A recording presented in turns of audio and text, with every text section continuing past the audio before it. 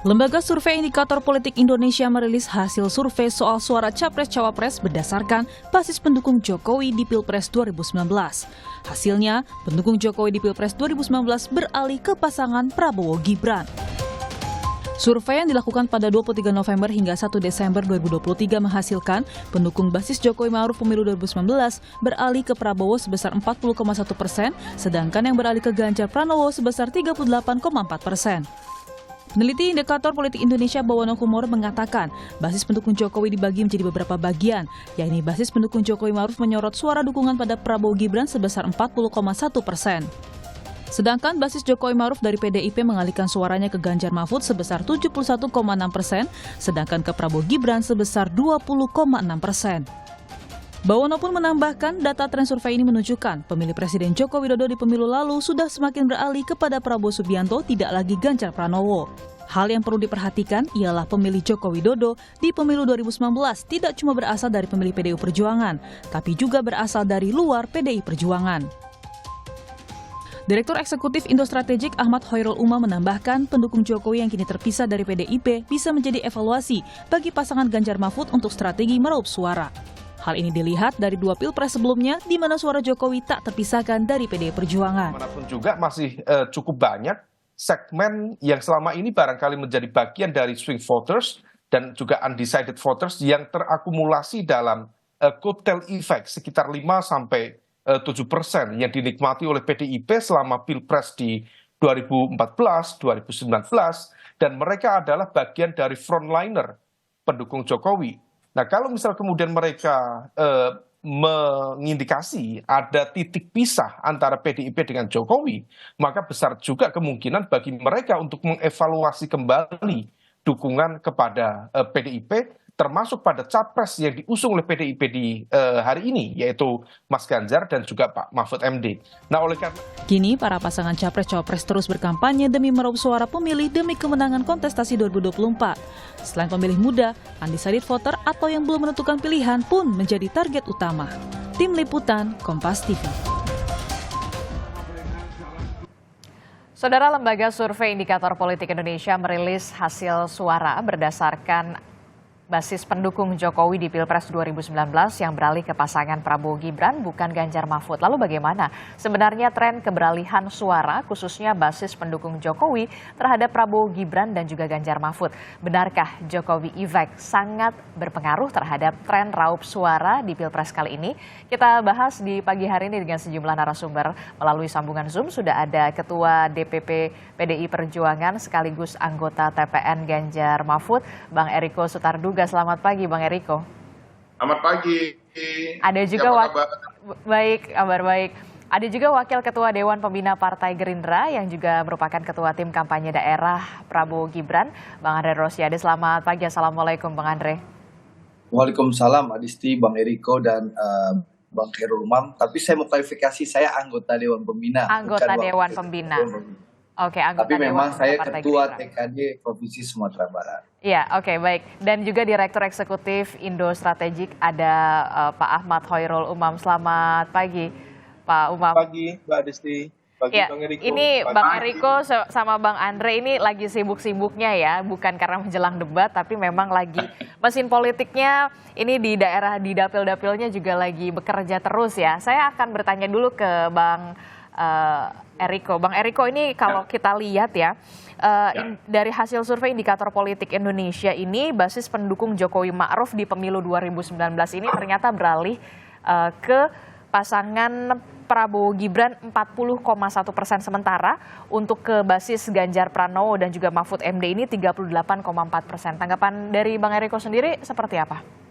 Ya, begini Mbak Adisti, tentu semua para pemirsa yang menyaksikan Kompas TV dimanapun Anda berada, ada saudara saya Andre Rosiade, begitu juga Mas Hoirul Umam, terima kasih kesempatan diberikan pada kami.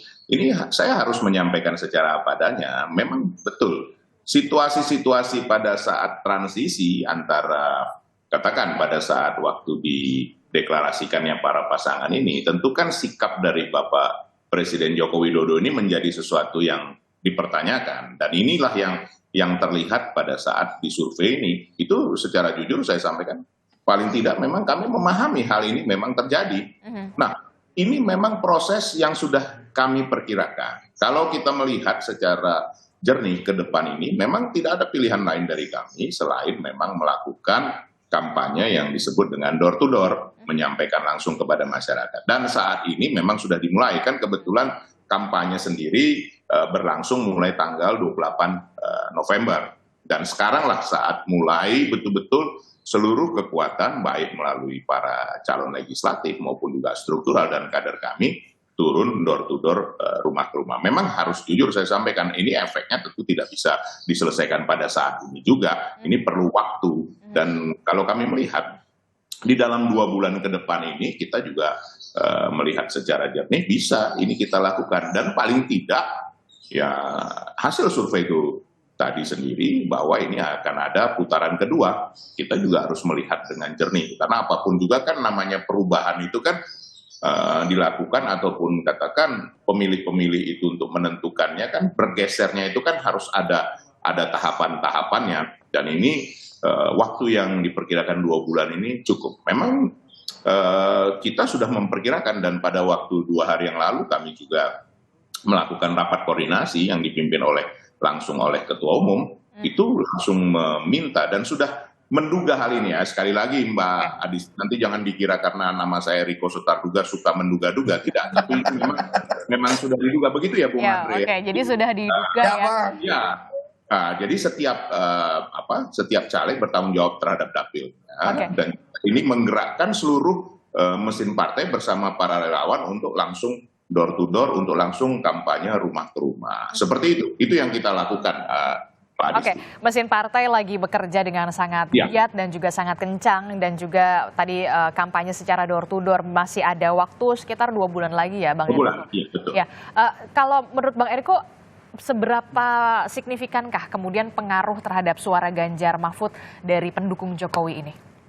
Ya, sebenarnya simpel saja Mbak Adisti, kami akan memperkuat, kan kalau kita hitung secara hitung-hitungan dari hasil survei, itu kekuatan dari partai, dari kami, dari PDI Perjuangan, P3, Perindo, dan Hanura itu kurang lebih di angka 30%, kan begitu, 30% lebih sedikit. Nah ini yang dengan relawan kami akan memperkuat ini. Kenapa? Paling tidak nanti pengkerucutan ini sendiri bisa nanti untuk kita masuk di dalam putaran kedua. Kita juga harus realistis dalam hal itu. Sekali lagi kami berjuang untuk 1 putaran, tetapi kita juga realistis untuk masuk pada 2 putaran kedua, seperti itu. Dan hasil prediksi daripada lembaga-lembaga survei itu sendiri memang memperkirakan kemungkinan itu terjadi seperti itu. Tinggal siapakah yang akan masuk nanti di putaran kedua. Nah ini yang kami upayakan untuk bisa memperkuat ini semua, untuk bisa nanti bersaing untuk masuk di putaran kedua. Pasti kan akan ada lagi konsolidasi nanti pada saat putaran kedua. Nah itu yang kita akan perjuangkan pada waktu yang tersisa kurang lebih 60 hari ini. Masih ada cukup waktu Mbak Disti. Saya saja nanti sama seperti barangkali Bung Andre, saudara saya ini. Ya, sini kita memang ini karena diwawancarai oleh Kompas TV. Kalau tidak kita sudah turun ke lapangan. Oke. Ya setelah diwawancara ini ya langsung ya bergerak ya, belusukan ya. Pak Disti kan begitu. Oke, Bang Andre, kalau tadi Bang Eriko sudah menyinggung-nyinggung 2 putaran nih, karena memang basis suaranya Jokowi di Pilpres 2019 ini yang beralih ke Ganjar Pranowo 38,4% dan selebihnya 40,1% ini ke pasangan Prabowo Gibran. Anda melihatnya memang 2 putaran? Mbak Adisti, Bang Eriko, dan Mas Khairul Umam, ya. Pertama tentu kami bersyukur ya bahwa strategi dan kerja politik yang dilakukan Koalisi Indonesia Maju ini on the track ya. Bahwasannya politik riang dan gembira, politik santun dan santuy yang mengedepankan gagasan tanpa perlu menyerang kandidat siapapun, itu ternyata diterima oleh masyarakat. Masyarakat sudah jenuh dengan saling serang, masyarakat hanya ingin politik yang riang dan gembira, politik yang santun, dan politik yang santuy. Itu yang diinginkan Pak Prabowo dan itu diterima oleh masyarakat. Dan alhamdulillah ya, pemilih Pak Prabowo terus tumbuh dan berkembang, dan kita lihat dulu ya Mas Ganjar adalah yang menikmati mayoritas pemilih Pak Jokowi dan Kiai Ma'ruf di 2019. Tapi alhamdulillah kalau kita baca data yang disajikan hari ini oleh indikator, ini menunjukkan bahwa mayoritas sudah di kubu Pak Prabowo dan Mas Gibran. Ini patut kami syukuri. Dan tentu kalau melihat angka yang tersaji hari ini, bagaimana rilis indikator di hari Sabtu menunjukkan angka 45% lebih Pak Prabowo, dan hari Minggu kemarin LSI pun juga merilis angka yang mirip-mirip sama. Ini menunjukkan bahwa optimisme kami ya supaya kami semakin lebih semangat lagi ya, semakin bekerja lebih keras lagi. Jangan sampai jumawa, jangan sampai besar kepala ya untuk bekerja lebih optimal, sehingga kenapa tidak satu putaran gitu, karena tinggal 5% lagi. Dan ini contoh Adisti, saya ini di Sumatera Barat. Saya ini ya ketua TKD Provinsi Sumatera Barat.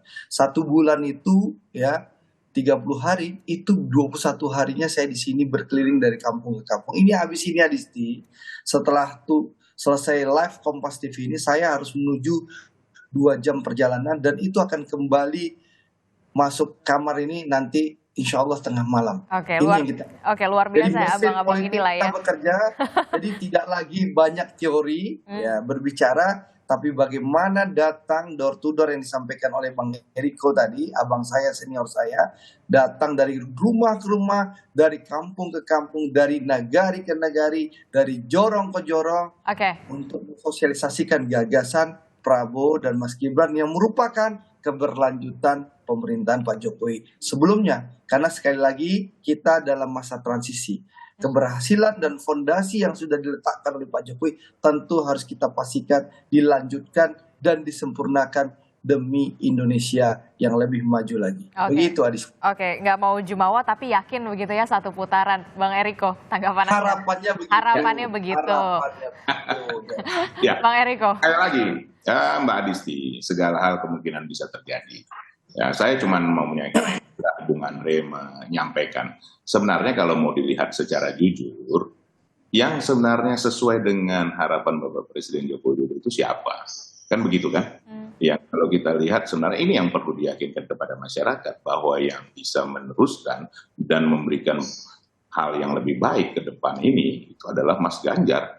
Karena kenapa? Kalau kita lihat secara ini, apa yang dipersepsikan itu semua sudah sesuai dengan Mas Ganjar dan juga Profesor Mahfud. Begitu juga dari segi pengalaman-pengalaman yang sudah dijalankan, kan persis sekali sebenarnya kalau dilihat seperti Pak Jokowi dari wali kota jadi gubernur, kemudian menjadi calon presiden yang dicalonkan oleh PDI Perjuangan.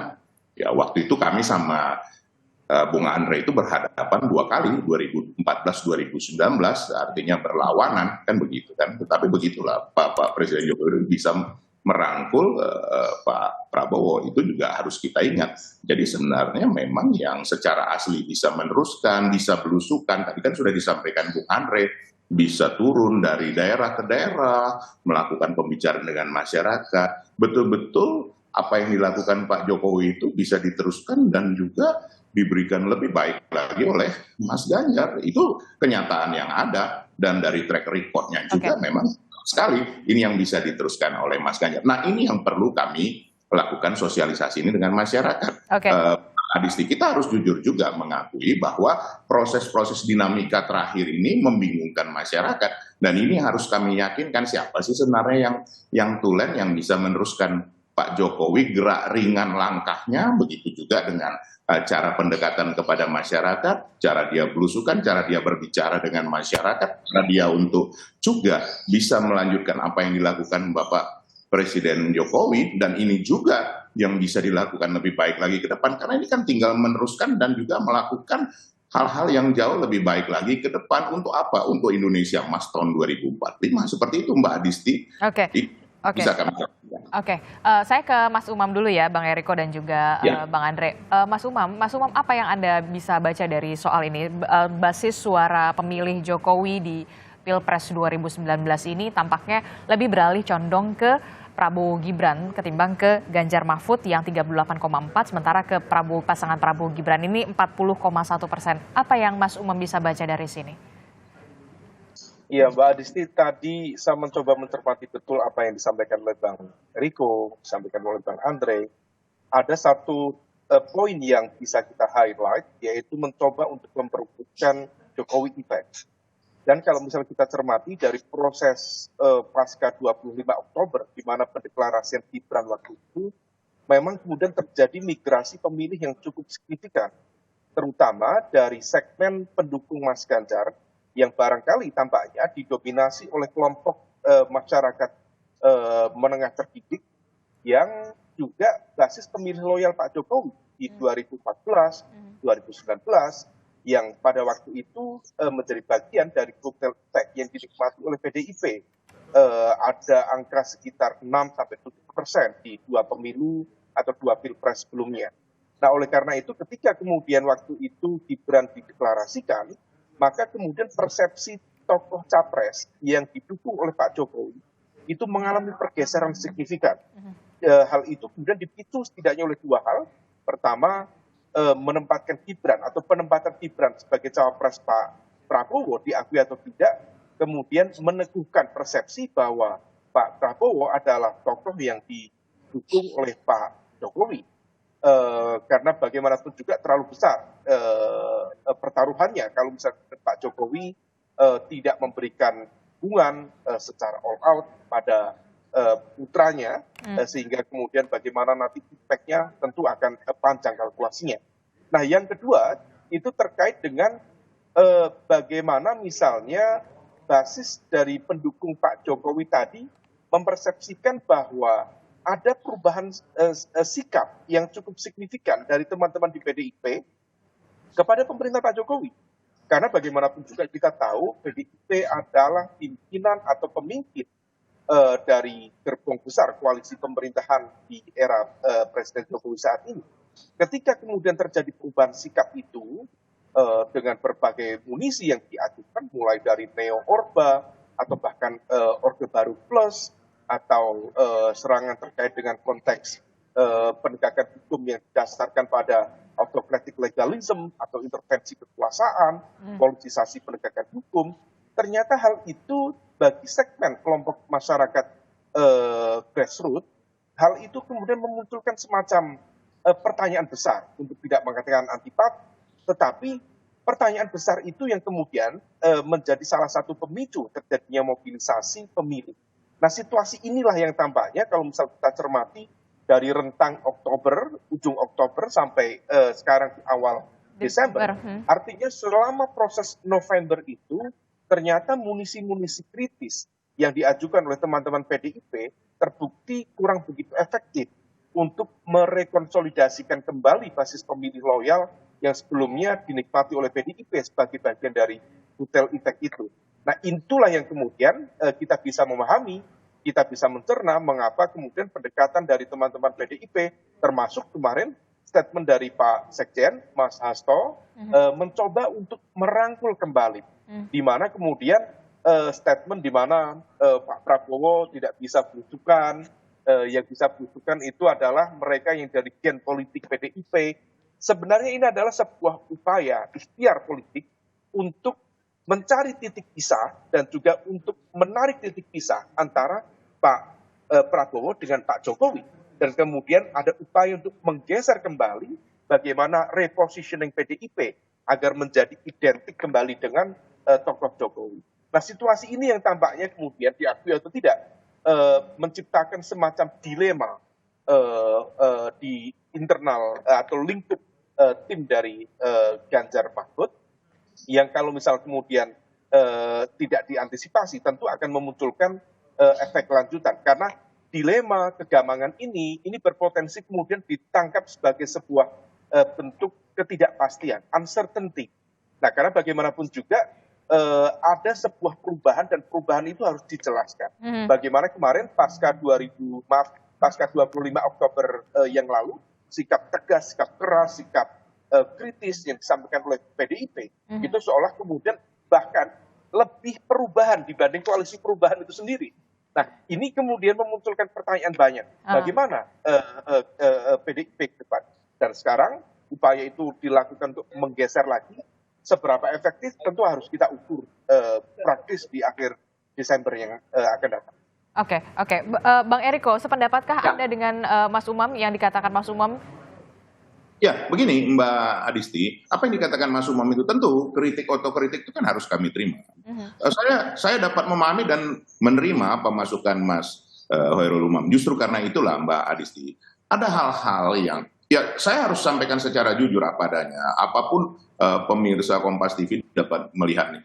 Kita ini kan bersama-sama dengan Bapak Presiden Joko Widodo mulai dari awal, mulai dari tahun 2002, 2003, beliau menjadi wali kota di 2004 kalau saya tidak salah. Kemudian bersama-sama menjadi gubernur, kemudian menjadi presiden yang pada saat itu kami berseberangan berlawanan dengan adinda saya Andre Rosiadi, begitu ketatnya, begitu kencangnya, begitu kerasnya. Boleh ditanyakan sama Andre bagaimana 2014-2019. Nah, ini pada saat perubahan-perubahan dinamika ini terjadi, memang pasti ada apa? Ada hal-hal yang membuat kita juga berdinamika. Dan ini kami sadari betul. Nah, untuk itu kita tidak boleh melupakan bahwa citra realita yang ada, Pak Jokowi itu adalah bagian dari PDI Perjuangan, adalah bersama-sama PDI Perjuangan. PDI Perjuangan adalah Bapak Presiden Joko Widodo. Nah, ini yang kemarin dalam situasi dinamika yang disampaikan Mas Hoirul itu terjadi. Nah, ini ke depan ini tidak boleh. Ke depan ini bahwa kita memang meneruskan apa yang dilakukan oleh Bapak Presiden Joko Widodo dan melakukan hal yang lebih baik lagi. Dan itu juga harapan dari beliau, kan itu sebenarnya yang terjadi. Tapi kalau katanya Mas Umam, katanya kritikan dari PDIP ini bahkan lebih lebih kritis dibandingkan dengan koalisi perubahan. Itu yang saya sampaikan tadi di dalam hal dinamika ini pasti. PDI Perjuangan ini tanya Bung Andre, kami ini biasa menjadi oposisi, Mbak Adisti. Memang dari bayangkan zaman Orde Baru kita hadapi yang namanya Orde Baru. Kan begitu. Nah, pada saat ini juga, karena apa? Kepentingan dari PDI Perjuangan adalah bagaimana memperjuangkan apa yang dikehendaki oleh rakyat. Nah, ini saat perubahan ini tentu rakyat masih akan mengalami kebingungan. Ini yang kami coba yakinkan ke depan ini bahwa kita ini bersama-sama dan kita pasti meneruskan dan juga memberikan yang terbaik kepada masyarakat, terutama dalam menuju ke Indonesia Emas ini. Dan tidak ada langkah lain yang paling utama, Mbak Adisti, selain melakukan itu dengan door to door, melakukan itu rumah ke rumah, melakukan itu dengan di lapangan. Tidak bisa lagi hanya dinamika itu di sudut media, sosial media, karena media dan sosial media sendiri kurang lebih 70% lebih. Masih ada hampir 30% masyarakat yang tidak berkomunikasi langsung terhadap sosial media. Ini Mbak Adisti juga yang kami coba yakinkan di dalam 60 hari ini. Apakah mudah Mbak Adisti dan juga seluruh pemirsa Kompas TV? Tidak mudah. Tidak mudah karena untuk meyakinkan publik ini perlu terus lakukan. Nah, bagaimana caranya Mbak Adisti? Tentu Mbak Adisti akan bertanya begitu juga dengan seluruh pemirsa Kompas TV. Kami mempunyai struktural 1,2 juta ditambah dengan seluruh yang kader PDI Perjuangan yang telah siap itu kurang lebih hampir 2 juta. Nah, itu yang kita akan lakukan door to door campaign ini, dan ini sudah dimulai. 2 hari lalu juga Ketua Umum sudah meminta kami untuk langsung berkomunikasi dengan masyarakat. Nah, 60 hari ini apakah cukup? Cukup. Apakah bisa menjadi satu putaran? Tentu kami tidak ingin jumawa. Kita berharap, kita berusaha, dan kita melakukan kegiatan ini untuk paling tidak bisa memasuki nanti putaran kedua. Sama seperti yang disampaikan Mas Hoirul Umam itu. Kita coba yakin supaya masyarakat, rakyat juga tidak mengalami kebingungan bahwa ini hal yang biasa saja dalam demokrasi ini. Kita harus lakukan yang terbaik. Seperti itu Mbak Adisti. Oke, kalau berbicara soal tadi Bang Eriko bilang supaya warga tidak bingung, tapi ini kalau kita lihat di harian Kompas hari ini yang terbit hari ini, ada Litbang Kompas yang sudah merilis Prabowo Gibran unggul. Pemilih yang menarik adalah pemilih bimbang ini meningkat, bahkan angkanya tidak main-main Bang Eriko, Bang Andre, 28,7%. Kita akan lihat bagaimana nantinya kemudian apakah debat capres dan juga cawapres, debat perdana utamanya debat capres besok ini akan kemudian memengaruhi pilihan dari pemilih bimbang ini dan juga bagaimana pemilih dari Presiden Joko Widodo yang di Pilpres 2019 lalu. Jangan kemana-mana, kita akan bahas usai jeda. Tetaplah bersama kami. Terima kasih Anda masih bersama kami di Sapa Indonesia Pagi. Saudara, kita masih meneruskan dialog kita di Sapa Indonesia Pagi bersama Bang Eriko Surtadurga dari PDI Perjuangan dan juga ada Bang Andre Rosiade dari Partai Gerindra dan juga ada Mas Hoirul Umam. Ini menarik ya, setelah tadi kita melihat bagaimana kemudian migrasi basis suara pemilih Jokowi di 2019 40,1% ternyata ke pasangan Prabowo Gibran. Katanya Mas Umam, faktornya mungkin salah satunya yang paling kuat adalah penempatan Gibran Rakabuming Raka di posisi calon wakil presiden dari Pak Prabowo. Nah, ini juga yang kemudian menarik adalah harian Kompas hari ini yang kemudian merilis Litbang Kompas Prabowo Gibran ini unggul. Yang juga tak kalah menariknya, Bang Andre Rosiade, pemilih bimbang atau undecided voters ini meningkat, angkanya 28,7%. Ini gimana Bang Andre strateginya? Ya, sebelum masuk yang strategi Litbang Kompas tadi, saya mau menanggapi harapan masyarakat. Kalau saya mendengarkan, melihat, dan membaca data yang terlihat, bahwa memang harapan masyarakat itu bagaimana keberlanjutan pemerintahan Pak Jokowi ini bisa terjadi. Dan itu disadari oleh Bang Eriko, bahwa Bang Eriko dan teman-teman PDI Perjuangan serta pendukung Mas Ganjar yang dulu di bulan akhir Oktober sampai awal Desember terkesan mengagendakan perubahan, sekarang sudah insaf dan sadar diri bahwa harapan masyarakat itu ternyata adalah keberlanjutan Pak Jokowi. Nah, disinilah kenapa Pak Prabowo unggul dibandingkan yang lain. Karena Pak Prabowo dengan Mas Gibran konsisten, tidak berubah, konsisten, tidak bergeser, bahwa kami berkomitmen melanjutkan pemerintahan Pak Jokowi yang sudah berhasil ini. Berbeda dengan pasangan Mas Ganjar dengan Pak Mahfud, yang hari ini mungkin bilangnya akan lanjutkan, besok berubah, lagi akan seakan-akan perubahan, bahkan seakan-akan, mohon maaf ya, terkesan memukul dan memusuhi Pak Jokowi.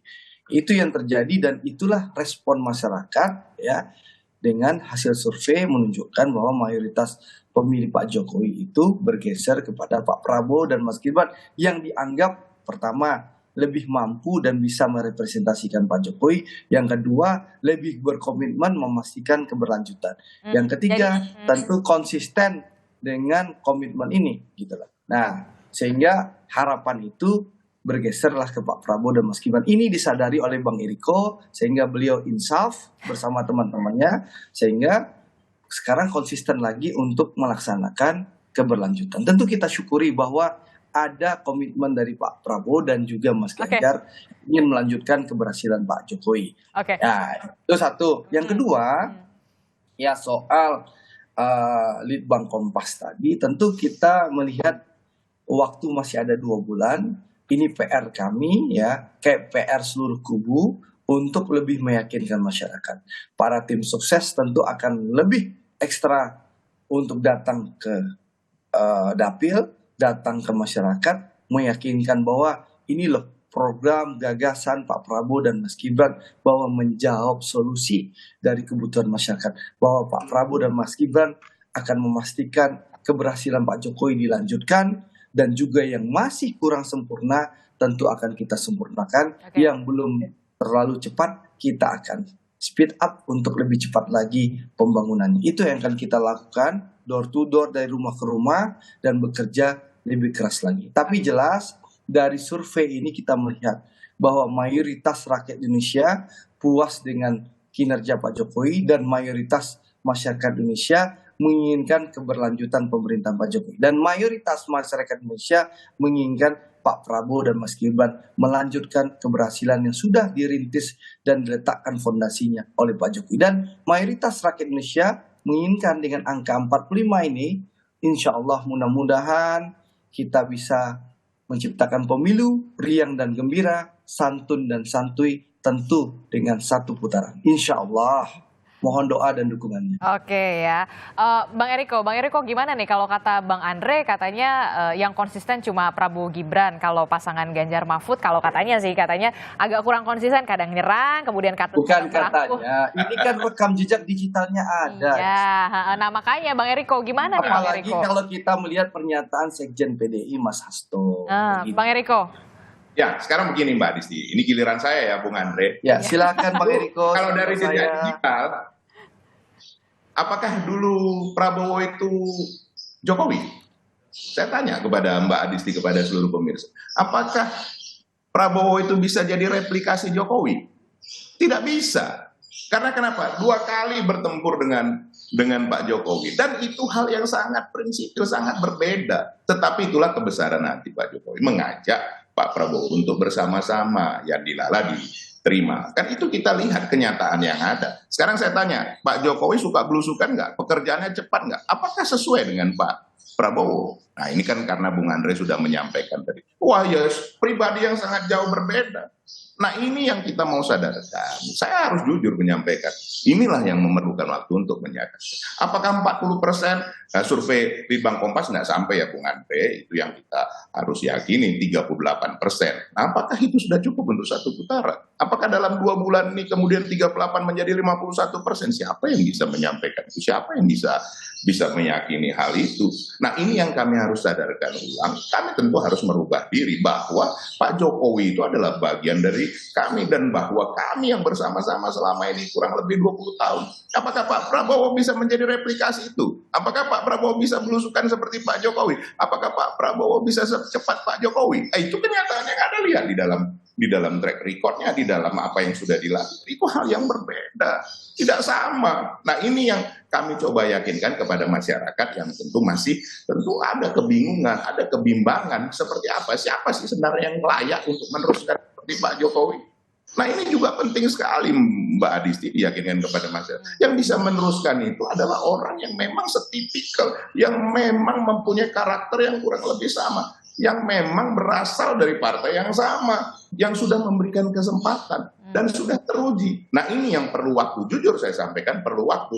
Tentu kami setuju dengan apa yang disampaikan Mas Khairul Umam, kami harus meredefinisi hal ini. Bahwa kita meneruskan sudah pasti, karena kenapa? Orang memang asalnya dari PDI Perjuangan kok, bukan asalnya dari Gerindra, bukan asalnya dari Pak Prabowo, itu jelas kreditornya. Nah bagaimana cara meneruskannya? Kami sudah paham hal ini, karena selama ini bersama-sama seperti itu. Nah inilah yang harus diyakinkan kepada masyarakat. Caranya bagaimana Mbak Adisti? Ini melalui Kompas TV. Tapi apakah itu cukup? Apakah cukup melalui media? Ini yang harus kita sampaikan secara langsung di tengah masyarakat. Bahwa Prabowo bukan Jokowi. Itu berbeda, itu sudah pasti. Apakah seseorang yang selama 2 kali berhadapan, yang kemudian betul-betul secara frontal, itu bisa menjadi bagian yang bersama-sama, menjadi identik, atau katakanlah menjadi replikasi? Tidak bisa, Mbak Adisti, itu karakter. Manusia sudah semakin dewasa, pasti karakternya sudah terbentuk. Nah ini harus kami jelaskan kepada masyarakat, ini harus kami jelaskan kepada rakyat. Karena kenapa Mbak Adisti? Nanti yang akan memilih itu rakyat. Dan kita harus ingat sama-sama, baru 14 Februari, bukan tanggal November yang kemarin. Dan sekali lagi kami sangat bersyukur dengan surveinya Kompas ini membuat kita semakin bersemangat. Bahwa apa? Bahwa ini harus diredefinisikan ulang. Bahwa Pak Jokowi bukan Prabowo, Prabowo bukan Pak Jokowi. Mana yang paling tepat? Mas Ganjar yang seperti Pak Jokowi yang bisa meneruskan. Yang meneruskan adalah orang yang lebih muda, mempunyai karakter dan mempunyai pengalaman dan apa yang bekerja secepat. Dan itu yang harus ditunjukkan kepada masyarakat. Sebenarnya itu Mbak Disti. Apakah ini sudah selesai pertempurannya sekarang? Belum. Baru mulai. Nah, bagaimana cara mereka? Apakah selesai Mbak Adisti? Terus kemudian permasalahan masyarakat hanya dengan senyuman, hanya dengan joget, kan tidak bisa juga menyelesaikan permasalahan rakyat yang mengalami kesulitan, yang mengalami hal-hal yang tidak baik. Itu tidak bisa hanya dengan senyuman dan joget, kan tidak bisa. Itu realistis. Memang harus bekerja. Ada tahapan-tahapannya, ada waktunya. Tahun pertama seperti apa, tahun kedua seperti apa, tahun ketiga seperti apa. Nah, apakah kita bisa juga melakukan kegiatan-kegiatan yang bombastis? Dari mana anggarannya? Ini kan juga harus dilihat oleh masyarakat secara jernih seperti itu. Boleh saya tanggapin, Mbak Adisti? Silakan, Sebelum ke Mas singkat Khairul. saja Bang Andre. Pertama tentu ya Pak Prabowo dengan Pak Jokowi memang pernah berhadapan. Tapi Pak Prabowo dan Pak Jokowi bersepakat demi persatuan, beliau berdua melakukan rekonsiliasi. Dan itu dibuktikan dalam 4 tahun terakhir. Komitmen dan konsistensi bagaimana rekonsiliasi dan persatuan yang dilakukan oleh Pak Jokowi ini menjadi modal besar bangsa kita menghadapi pandemi, menghadapi krisis, Bahkan rekonsiliasi dan persatuan Pak Prabowo dan Pak Jokowi ini diadopsi dan ditiru oleh negara tetangga kita Malaysia. Bagaimana Pakatan Rakyat dan Barisan Nasional rekonsiliasi dan mengantarkan Datuk Sri Anwar Ibrahim menjadi Perdana Menteri Malaysia yang ke-10. Begitu indahnya rekonsiliasi Pak Prabowo dan Pak Jokowi. Dan inilah modal bangsa kita, sehingga kita lihat masyarakat begitu puas dengan kinerja Pak Jokowi dan juga kinerja Pak Prabowo sebagai menteri terbaik yang ada di kabinet Pak Jokowi. Nah, soal tadi disampaikan tadi soal Pak Prabowo tidak bisa belusukan. Saya menyampaikan Pak Prabowo bisa belusukan. Pak Prabowo keliling di Indonesia berbagai titik. Saya mengalami sendiri hari Sabtu yang lalu. Bagaimana Pak Prabowo datang ke Gunung Merapi sebagai Menteri Pertahanan, ya, memberikan santunan kepada masyarakat, memberikan penghargaan kepada relawan, kepada kelompok masyarakat yang datang membahu-membahu melakukan evakuasi kepada korban erupsi Gunung Merapi di Sumatera Barat. Lalu beliau datang ke Kota Padang bukan sebagai Menteri Pertahanan lagi, tapi sebagai calon presiden. Beliau belusukan ke pasar, lalu beliau harus melayani ribuan masyarakat yang menghadang beliau, lalu beliau juga hadir di konsolidasi TKD Sumatera Barat, lalu beliau harus terbang ke Semarang, lalu di Semarang beliau harus berpidato di Stadion Jatidiri diundang oleh teman-teman PSI, lalu malamnya beliau kembali ke Jakarta, lalu menghadiri acara di Jakarta. Dan saya menampik bagaimana saya melihat sampai jam 10 malam dan Pak Prabowo di atas jam 10 malam masih ada pertemuan agenda pribadi. Beliau belusukan juga dia lakukan. Lalu satu lagi yang paling penting, jogetan dan senyuman. Ya, Pak Prabowo punya gagasan besar. Ada visi beliau dan 8 misi Astacita dan juga 17 program prioritas dan 8 program aksi cepat. Mungkin Bang Eriko tidak menyimak. Kami punya gagasan besar dan punya solusi untuk melanjutkan keberhasilan pemerintah Pak Jokowi. Kalau senyuman dan jogetan itu Bang Eriko itu untuk menjawab, tidak usah menanggapi fitnah, serangan, cacian kepada Pak Prabowo. Makanya kami senyumin, kami jogetin, bukan karena kami punya gagasan. Bang Eriko, kita kasih porsi masing-masing dulu ya, Bang Eriko, Bang Andre. Bagaimana gagasan Pak Prabowo akan disampaikan dalam debat resmi di KPU nanti. Jadi jogetan dan senyuman untuk menghadapi bully, cacian, dan makian. Oke, saya kasih waktu juga ke Mas Umam. Mas Umam, ini kan kalau kita melihat tadi saling klaim keberlanjutan, kemudian juga saling klaim sama-sama belusukan. Kita yakin betul sama-sama belusukan, semua kandidat belusukan, semua kandidat punya gagasan, visi, dan juga misi. Dan kita tunggu nih di debat Capres Perdana. Kemudian yang juga dikhawatirkan adalah bagaimana pemilih bimbang meningkat. Angkanya 28,7%, tidak main-main, Mas Umam. Ya, Mbak Adisti, ini sangat menarik ya. Semakin siang memang semakin panas ini. Tapi bagaimanapun juga, data yang disampaikan oleh Kompas tadi, Litbang Kompas, saya pikir itu cukup menarik. Angka 28% atau mendekati angka 30% itu bukan angka kecil. Itu angka besar. Betul. Memang kalau misal kita perbandingkan dengan 45% versi teman-teman di indikator atau di LSI, memang ada gap yang cukup serius, cukup signifikan, di mana itu melampaui, let's say, sekitar 2 kali margin of error. Tapi terlepas dari itu, kalaupun kita gunakan angka yang paling optimis sekalipun, 45% dari elektabilitas Pak Prabowo dan juga Mas Gibran, sebenarnya itu baru merepresentasikan basis kekuatan suara dukungan parlemen, di mana partai-partai parlemen yang mendukung Pak Prabowo itu di angka sekitar 45%. Pertanyaannya, lalu di mana angka Jokowi effect? Lalu di mana angka kekuatan relawan? Nah, itu yang kemudian mendasari teman-teman di lingkaran Pak Prabowo dan Mas Gibran untuk menggunakan kesempatan ini menjadi satu putaran. Karena secara basis kekuatan dukungan di parlemen, 45% ditambah optimisme Jokowi effect ditambah relawan, harusnya bisa mencapai angka itu di atas 50% plus 1. Tapi per hari ini masih belum terjadi. Nah, ini yang kemudian perlu diantisipasi. Pertanyaannya kemudian, mengapa tingkat TTTJ tadi itu, tidak tahu, tidak jawab, atau dalam konteks ini lebih diarahkan ke swing voters ya, dan juga undecided voters. Saya menduga memang diakui atau tidak, ada situasi kegamangan di tengah masyarakat. Dan itu besar kemungkinan dipengaruhi oleh salah satunya adalah pilihan politik dari masing-masing pasangan. Diakui atau tidak, pilihan Pak Prabowo untuk memilih Mas Gibran juga memiliki risiko, memiliki konsekuensi. Di mana kemudian narasi-narasi politik dinasti, kemudian narasi autocratic legalism, intervensi kekuasaan, hal itu betul-betul memberikan impact yang signifikan kepada masyarakat kelas menengah terdidik kita, termasuk di kalangan masyarakat sipil yang memberikan statementnya secara clear menolak narasi-narasi itu. Nah, hal ini yang kemudian membuat semacam antipati atau semacam kegamangan ya di kalangan pemilih yang kemudian di saat yang sama mereka tidak memiliki pilihan alternatif lain.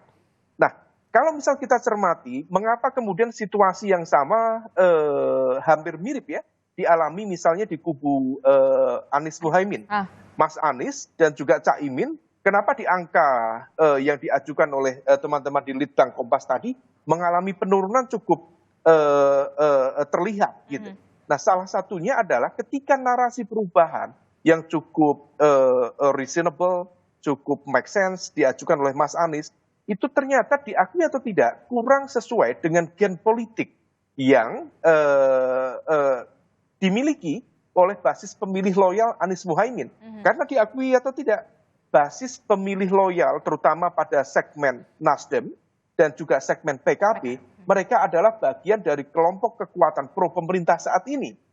9 tahun mereka berada di pemerintahan dan ketika kemudian diajukan narasi perubahan, narasi kritis, praktis yang menikmati itu adalah PKS. Karena PKS betul-betul kemudian mendapatkan porsi yang luar biasa. Hal itu terkonfirmasi kemarin ketika kemudian bicara tentang IKN, yang terdepan untuk bicara tentang kritik terhadap IKN, PKS. Kemudian konteks neo-developmentalism yang dianggap bias kepentingan oligark, itu adalah PKS.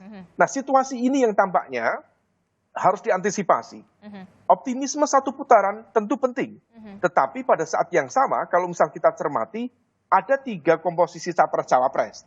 Pak Prabowo, Gibran, let's say 40%. Kita ambil angka tengahnya, 40%.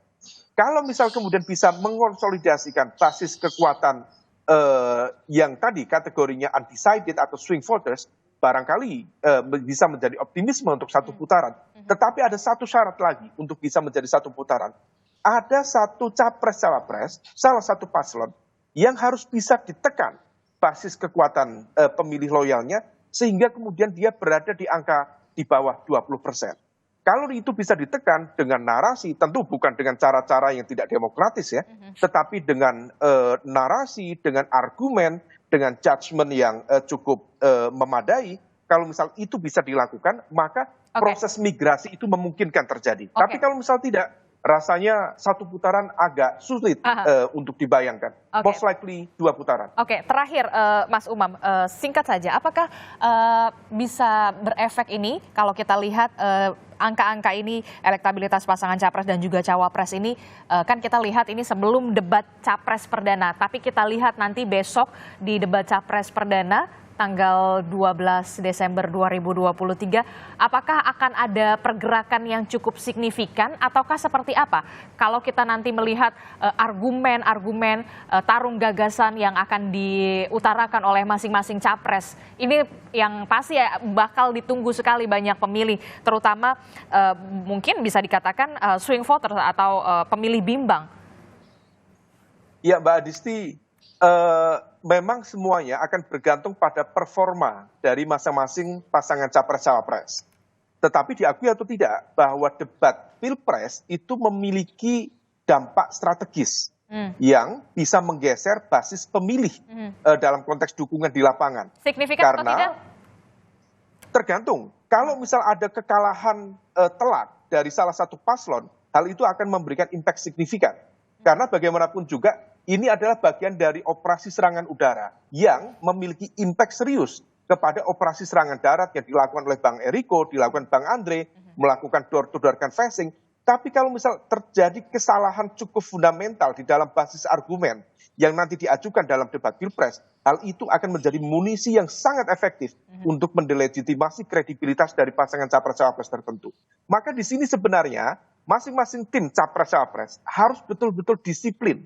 Basis argumen harus clear, tetapi disiplin dalam berargumen tidak kalah penting. Sekali terjadi kesalahan, itu adalah munisi besar untuk menghantamnya. Dan satu kali lagi, Mbak Adisti, kalau kita belajar dari apa yang terjadi di Pilpres 2004 ketika Pak SBY menghadapi Bu Mega, atau di Pilpres 2014 ketika Pak Jokowi menghadapi Pak Prabowo, pada momentum itu sebagai challenger dari kekuatan incumbent, ketika proses debat Pilpres terbukti mereka mampu memenangkan, disitulah terjadi crossing elektabilitas. Nah, crossing elektabilitas itulah yang kemudian mengkonfirmasi begitu efektifnya proses debat capres-capres ini, meskipun dalam konteks tertentu ini hanya bualan dalam tanda kutip, obral janji dalam tanda kutip, tetapi dalam konteks ini diakui atau tidak secara elektoral dia akan memberikan impact cukup signifikan, bergantung pada level dan kualitas performa masing-masing. Oke, kita akan tunggu bagaimana. Singkat saja Mbak Adisti. Singkat saja waktunya Bang Eriko.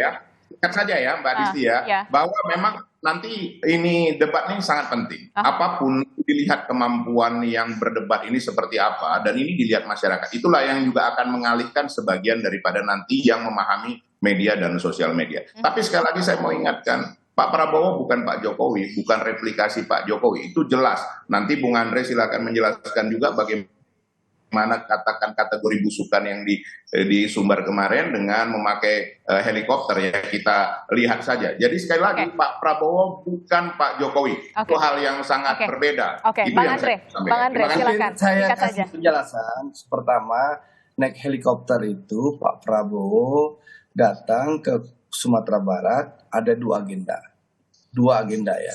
Yang pertama sebagai Menteri Pertahanan, beliau naik helikopter dari Kota Padang ke Bukit Tinggi, lalu itu naik helikopter Karakal, lalu di Bukit Tinggi turun heli, beliau naik mobil dengan plat dinas Kemenhan, lalu datang ke lereng Gunung Merapi untuk memberikan santunan kepada korban dan juga penghargaan kepada relawan dan juga TNI dan Polri. Acara itu resmi, acara kenegaraan dihadiri oleh Danrem, Wakapolda, Bupati Agam, Bupati Tanah Datar, Wali Kota Bukit Tinggi, Kapolres Bukit Tinggi, Dandim Tanah Datar, Dandim Agam. Lalu beliau kembali ke Bukit Tinggi dengan mobil dinas yang sama, lalu beliau naik heli lagi kembali ke Kota Padang. Setelah sampai di Kota Padang, beliau cuti bukan lagi Menhan, beliau ada agenda dengan TKD Sumatera Barat, yang kebetulan saya ketua TKD Sumatera Barat. Jadi Bang Eriko, inilah faktanya, inilah realitanya. Jangan kita ikut menebarkan hoax dan fitnah. Ini Supaya bisa clear juga ya. Kita waktunya terbatas ya Bang Eriko, Bang Andre. Yang pasti Pak Prabowo bukan Pak Jokowi, mempergunakan Baik, Buat itinerary perjalanan ini. Memang betul. Bang Andre, Bang Eriko. Pak Prabowo itu memang Pak Prabowo bukan Pak Jokowi. Bang Andre, Bang Eriko, waktu kita sangat terbatas. Kita akan tunggu bagaimana taruh gagasan di debat Capres di 12 Desember 2023. Terima kasih Bang Eriko, Bang Andre, Mas ini Umar. soal komitmen Bang Eriko. Baik, terima kasih. Assalamualaikum warahmatullahi wabarakatuh. Selamat berjuang.